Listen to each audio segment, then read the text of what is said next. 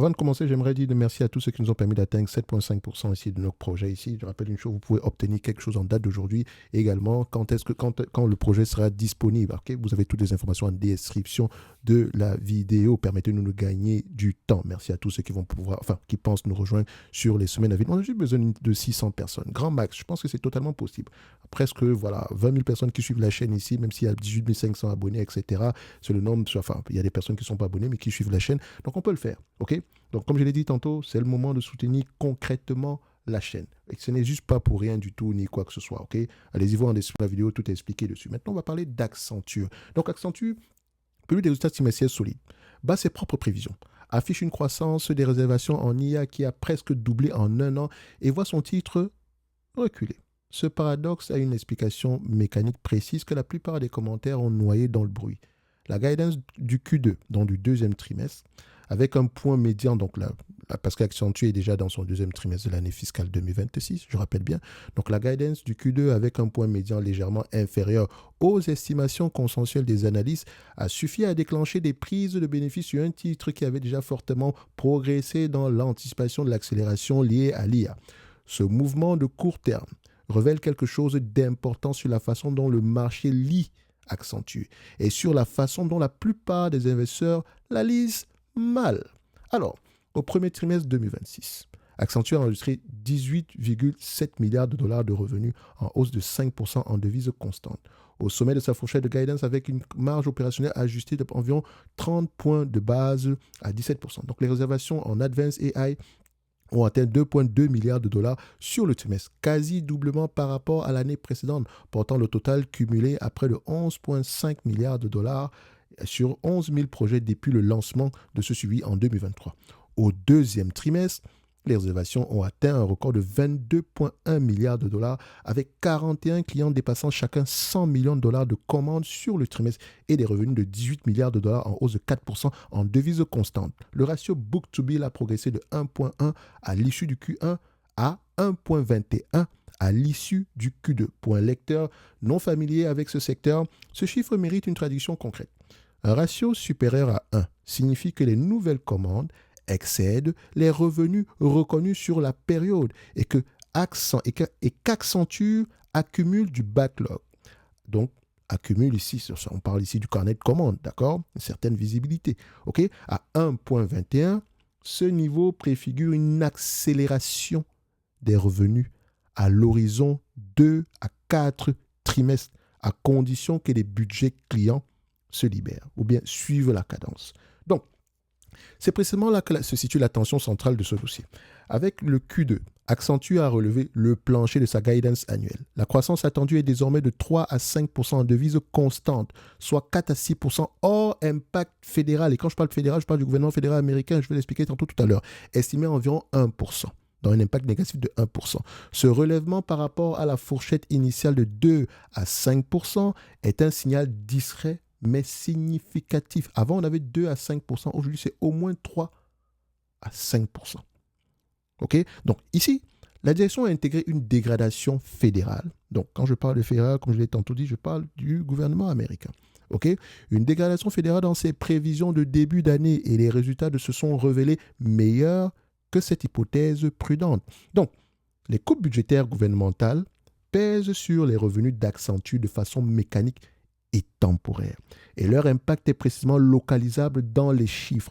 Le segment Health and Public Services, qui regroupe notamment les contrats gouvernementaux, affiche une croissance de seulement 2% en dollars, donc 2% en dollars, et moins 1% en devise constante au Q2 contre plus 13 pour le Financial Services et plus 13% pour Communication, Media and Technology.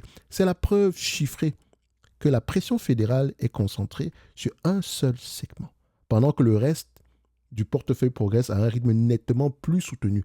Un investisseur qui pénalise l'ensemble du titre sur la base d'un vent contraire sectoriel limité applique une perturbation localisée, sur la base ici d'un vent contraire sectoriel limité, applique une perturbation localisée, d'accord, le multiple d'un risque structurel. Et donc, applique à une perturbation, c'est ce que je voulais dire, excusez-moi, applique à une perturbation localisée le multiple ici d'un risque structurel. Donc, on va se dire ici que techniquement, si vous regardez cette compagnie et que non, gouvernement américain, machin, truc, tout ça, en fait, vous êtes en train de faire une erreur parce que Accenture, c'est bien plus vaste que ça. Et donc, vous aurez tendance à être prudent sur l'ensemble du dossier, alors que le reste des compartiments ici se comportent très, très bien. Et on juge également d'une croissance à 2 chiffres. Ça, il ne faut pas l'oublier. OK? Tout ce qui concerne le gouvernement, et c'est localisé, c'est ponctuel, et ça pourrait même changer positivement sur les années à venir. Donc, la direction a annoncé que laissez-moi un instant ici. Donc, je reviens à ce niveau-ci.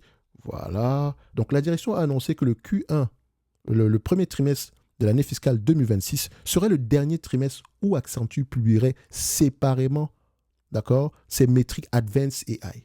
Au motif que l'IA avancée est désormais intégrée dans la quasi-totalité des engagements et que les clients se concentrent sur des solutions de bout en bout intégrant plusieurs formes d'IA, rendant l'isolation de cette métrique moins significative.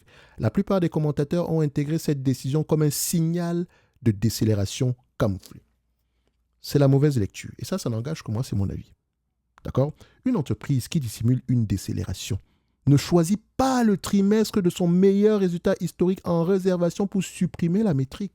Ce retrait traduit une maturité opérationnelle. L'IA cesse d'être une ligne de produit isolable pour devenir le mode de production standard. Ce qui est précisément ce que la direction d'Accenture affirme vouloir accomplir depuis 3 ans. C'est aussi une mauvaise nouvelle pour la lisibilité du dossier. Enfin, parce que les investisseurs perdent l'indicateur avancé qu'ils utilisaient comme thermomètre de la transformation au moment précis où la conversion du carnet en revenus devient la variable la plus importante à surveiller. Le mode d'Accenture repose sur 3 éléments que ses concurrents peinent à répliquer simultanément. La direction indique avoir presque atteint son objectif de 80 000 professionnels formés à l'IA et aux données avec environ 8 millions d'heures de formation dispensées au cours du seul premier trimestre. À cela s'ajoutent des partenariats profonds avec des fournisseurs de modèles de référence. Vous avez entendu parler dernièrement de ça, Anthropic et tout le reste, et une présence multisectorielle qui permet de transférer les apprentissages d'un secteur à l'autre plus vite que les clients ne peuvent le faire en interne. Ce dernier point est souvent sous-estimé. Mais il ne doit pas non plus être surestimé, et je parle ici de ce que les clients peuvent faire en interne. Ce dernier point, il est sous-estimé, mais également, il ne faut pas également le surestimer, parce que le risque d'internalisation est réel et différencié. Il est significatif sur les tâches standardisables, là où de grandes banques et des entreprises technologiques ont construit des équipes IA, ou ont bâti des équipes IA internes ces 2 dernières années. Il est en revanche faible sur les transformations complexes multisystèmes qui exigent une expérience transversale qu'aucune équipe interne ne peut maintenir à la frontière, et le terme est important, à la frontière technologique, parce que l'IA évolue très vite. Donc, ce que vous connaissiez hier va être peut-être obsolète la semaine prochaine, et les consultants, c'est leur travail. OK? Donc, vous pouvez le faire en interne, etc., mais ça va vous coûter de plus en plus cher. Dans tous les cas de figure, voilà, l'internalisation existe, mais l'internalisation sur des projets complexes, c'est plus rare. OK? Pour ne pas dire, c'est exactement le segment sur lequel ça en va plutôt Accenture. C'est sur celui-là que lui, il travaille. Donc, l'investisseur rigoureux doit donc évaluer le mix d'engagement d'Accenture par type de travail et non son exposition globale à l'IA.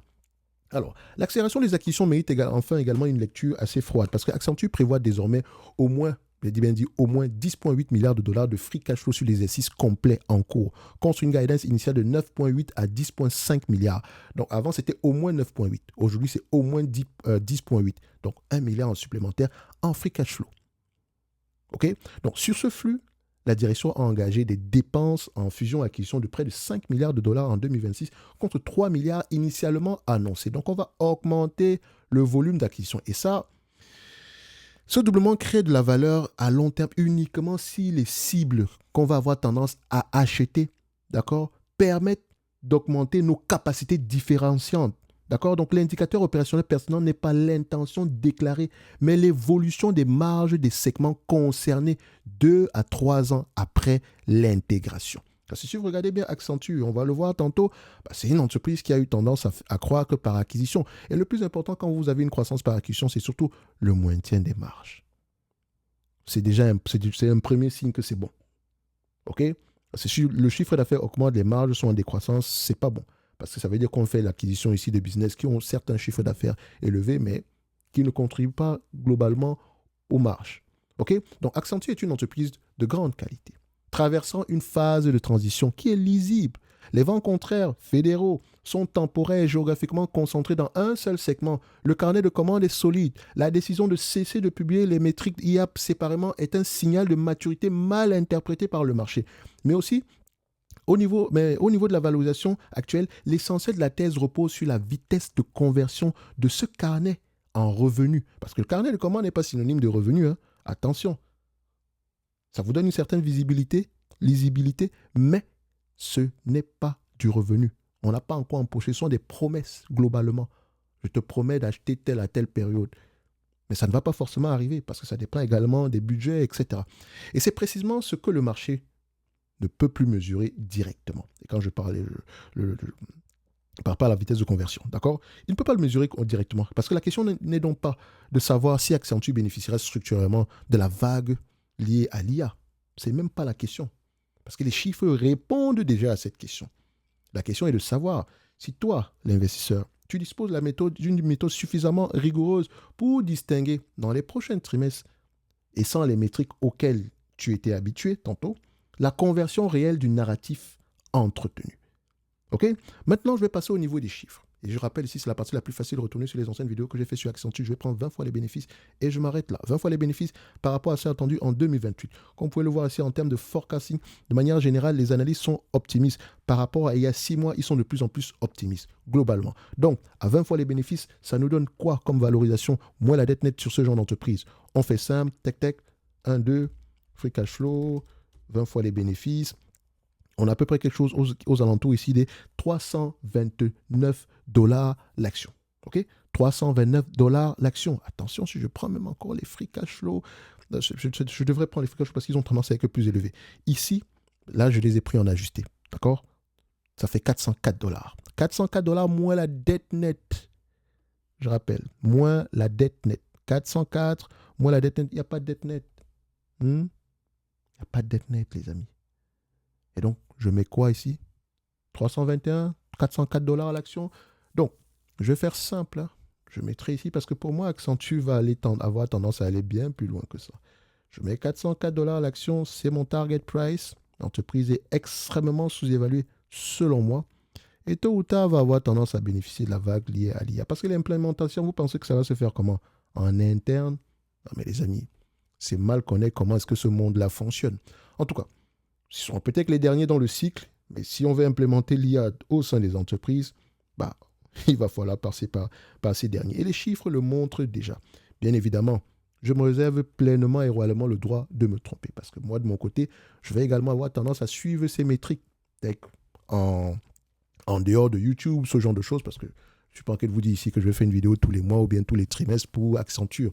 Lisez vos rapports financiers, écoutez les conférences calls. OK? Vous voulez aller plus loin, toutes les informations sont en description de la vidéo. Comme je disais tantôt ici, j'ai besoin encore de 92% de personnes ici pour nous permettre d'atteindre l'objectif restant. OK? Il nous reste encore 92% ici à combler de manière globale. Comme je l'ai mentionné, c'est le moment de soutenir concrètement la chaîne. Et encore une fois, ce n'est pas un soutien, non. Vous obtenez quelque chose en date d'aujourd'hui qui pourrait vous être utile maintenant et vous obtiendrez également quelque chose demain qui pourrait, enfin quand je dis demain, lorsqu'il sera mené ici à bien, qui pourrait également vous permettre de pouvoir passer un cap dans votre processus d'apprentissage en matière de stock picking. N'oubliez pas, le stock picking, c'est l'accumulation perpétuelle des connaissances. OK? Les chiffres, c'est bien, mais les chiffres ne racontent rien du tout. Pour moi, ici, Accenture, quand moi je regarde ça, pour le moment, structurellement par là, je ne vois... Voilà, je dors bien la nuit. OK? Maintenant, ne dormez pas bien la nuit parce que moi, je dors bien la nuit. Moi, je ne sais pas moi qui ai acheté. Je n'achète pas des actions à votre place. Il faut supporter le risque, la volatilité actuelle. Pas juste supporter aveuglement parce que je crois. Non. Mais également, regardez les éléments qui ont permis à l'entreprise d'être ce qu'elle est aujourd'hui, voir s'ils sont encore présents et si les risques qu'on a identifiés tantôt, parce que le risque est simple, l'IA va nous tuer, le narratif, c'est simple ici, on va internaliser tout, etc. Je n'y crois pas, mais ça ne veut pas forcément dire que en tout cas, pour le moment, ce n'est pas vérifié. Ça ne se voit pas encore, mais ça ne veut pas forcément dire que je vais avoir tendance à ne pas faire, à ne pas monitorer. Et donc, ça vous force à faire une chose que je vous demande de faire depuis très très longtemps. Intéressez-vous au fonctionnement du secteur d'activité, les amis, s'il vous plaît. Je dis bien s'il vous plaît. Les journaux, les grands, ils vendent des mauvaises nouvelles. C'est normal, parce que si on parle juste de bonnes nouvelles, ça ne va jamais vous intéresser. OK? Les mauvaises nouvelles vous intéressent parce que vous avez l'impression d'anticiper les choses. Non, c'est faux. OK?